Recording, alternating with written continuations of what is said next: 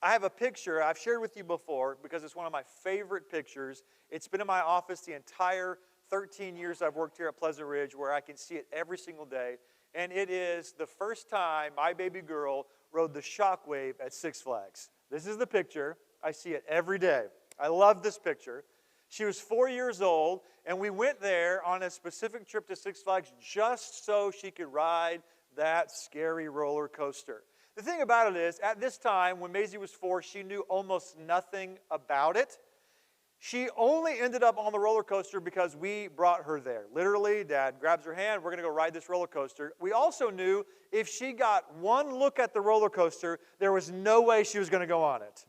And so we strategically, her mother and I, just kind of talked to her the entire time in line, which, if you know Maisie, isn't really hard to do, to keep a conversation going with her, keep her distracted. And eventually we get on the ride, and man, she had a blast, so much so that this was the reaction afterwards. I did it. That was a blast.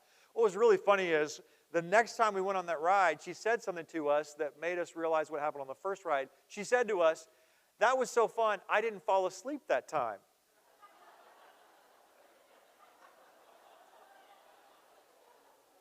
It turned out on the loop-to-loop, she passed out the first time.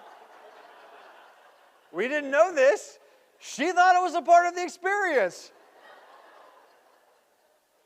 You know, the truth of the matter is, had I explained to Maisie all the details of the shockwave, "Hey, baby girl, you might pass out on this thing," she wouldn't go. There's no way she could handle those kind of details. There is no way she could have even understood what I was talking about truly. It just wouldn't have registered. And she had to experience it herself in order to really understand it. Her uncertainty was a gift. Sometimes that's exactly what God's telling us. I know you want the details, but trust me, the uncertainty is a gift. Because if you knew all the details, you wouldn't want to get on this ride. So you just have to listen to the Spirit's promptings, and you have to learn that sometimes you're not going to know it all. Let me tell you what, when I realized I was going to be a preacher, I wanted a lot of guarantees.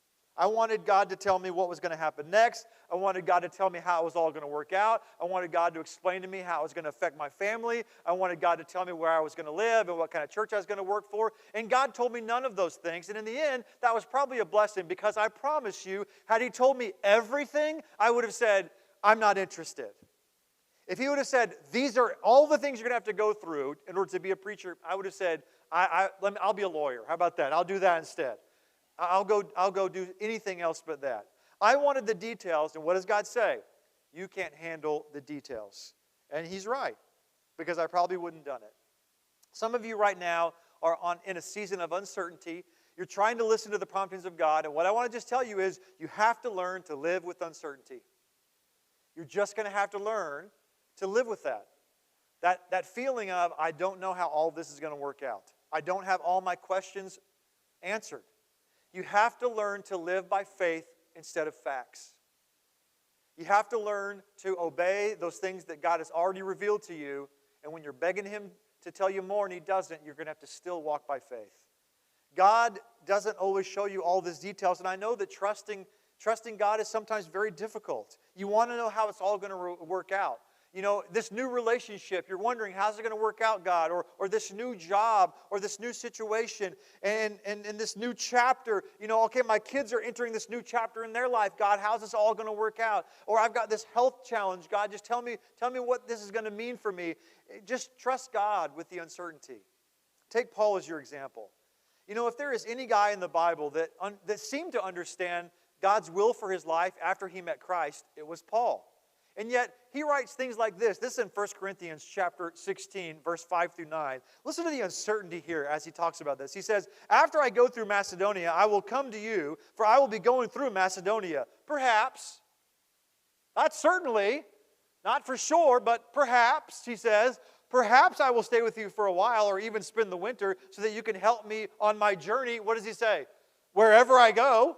I'm not quite sure what's going to happen after that. Wherever I go, I just know God's leading me. And look at verse 7. "I do not want to see you now and make only a passing visit. I hope to spend some time with you if the Lord permits."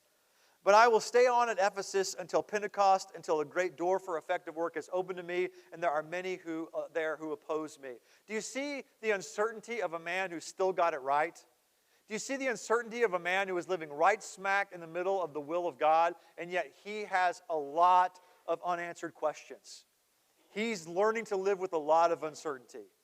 He did not reveal everything to Paul, just each step along the way.